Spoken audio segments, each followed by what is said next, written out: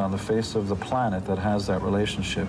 It's the thing that makes Kiss fans tattoo their bodies with Kiss. Yeah. It's the thing, and we have it in Kiss My Ass, the album. It's the thing that makes hundreds and hundreds of groups all over the world do Kiss tribute. They put on Kiss makeup and do the entire shows with bombs and everything. It's the thing that makes thousands of fan magazines be devoted to Kiss. It's the thing that makes hundreds and hundreds of Kiss conventions be all around the world, totally run by fans. I'm going to show this billions pictures. and billions. Yeah, billions of fans, legions. And there's not a band in the world that wouldn't love a tribute to them by another band that does exactly the same show. Sepultura or Aerosmith or ZZ Top would love to have a Sepultura convention where people get together and they only talk about the band and they spend 12 hours talking about the band. I interviewed Sepultura, Aerosmith, Keith Richards, all of them went through hard times with drugs. What about you? No hard times with drugs. Drugs are for idiots, okay? And it's time we stopped saying, oh yeah, that's part of rock and roll. Instead of going over to these people who say, you know, I took drugs and now I've stopped, and you go, isn't that great? Why not say, hey, this person's never done drugs, that's better. You know. So you've never done? No drugs, no booze? I'd still drink, but so little. You know, the idea of living this cartoon lifestyle, you know, who's to impress? You know, or to try to... You mean getting high and all? Yeah, to live up to a certain expectation that a fan thinks you should live. Oh, so I'm going to shoot up because I think this band did it or that band did it, or I have to look a certain way. It's becoming a poser in the worst way. What I don't understand about drugs in rock and roll is that if rock and roll is supposed to be the best of the best of the best, almost like a gift, and you really have to pay your dues. Everybody always talks about you have to pay your dues. I didn't get here. It wasn't a gift. I had to earn it. Every day you go out and play concerts, thousands. Getting high is easy. Being straight is much harder. The two original members that were with us, Ace Frehley and Peter Criss, who we miss very much, at a certain point in their life decided that some things were more important.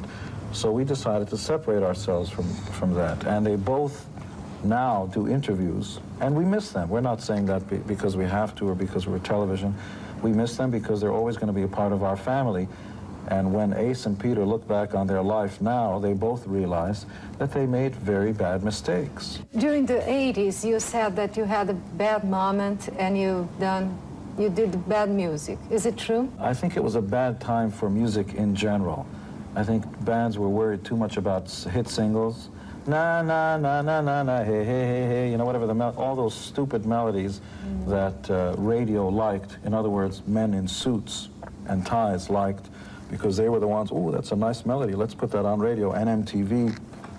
When bands have to check with the record company or with the radio station if they like one of the songs, then rock and roll is dead. Rock and roll was always about doing something from your heart, and now music has come back to where it should be, which is basically, this is the music I'm doing. I'm not interested what a record company or a radio station likes it or not. I think during the 80s, the music was not as good, although we had some high points. I think we did some good songs.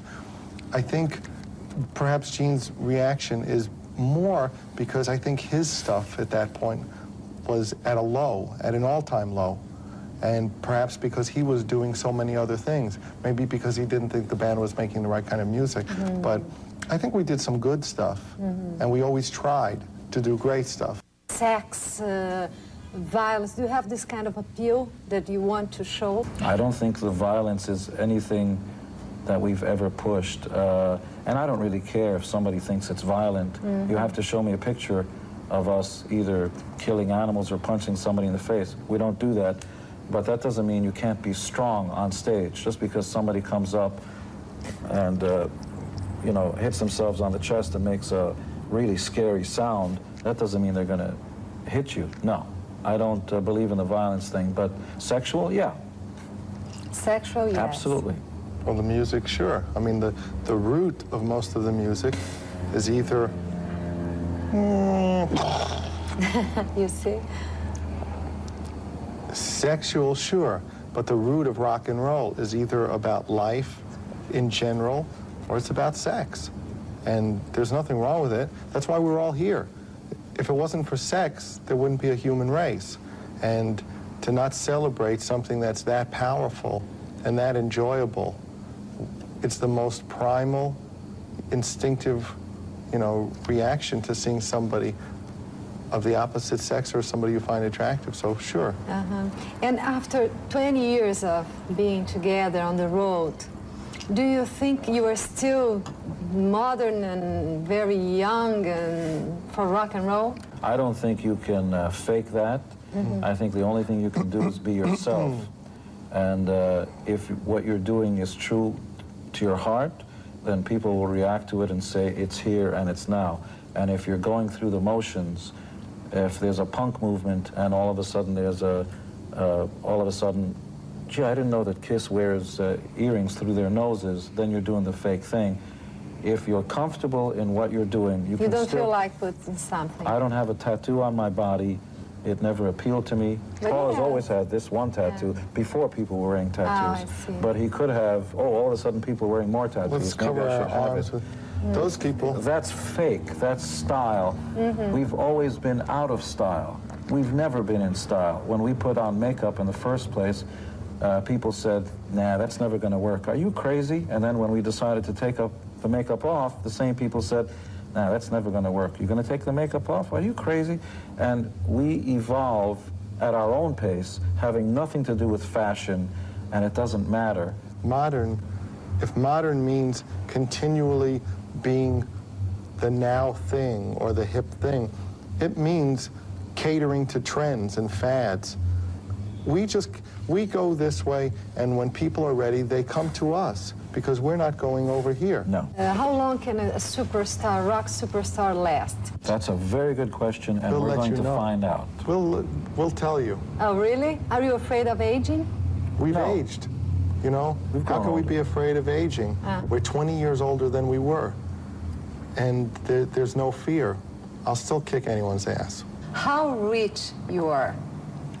You know how rich we are? Millionaires. Rich beyond money. Because true richness, money is bullshit.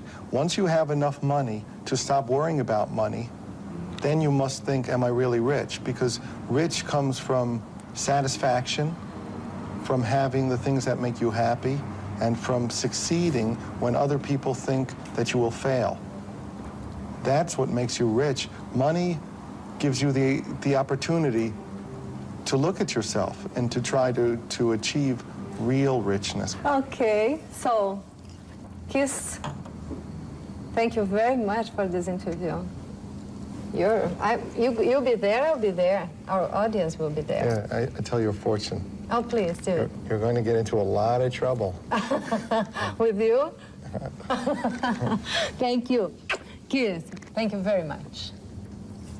Do it again. I'm doing it again? No, do it. Do it for the camera. So they can understand. Is that it? Straight to the camera. Okay, come on in. A close up. Yeah.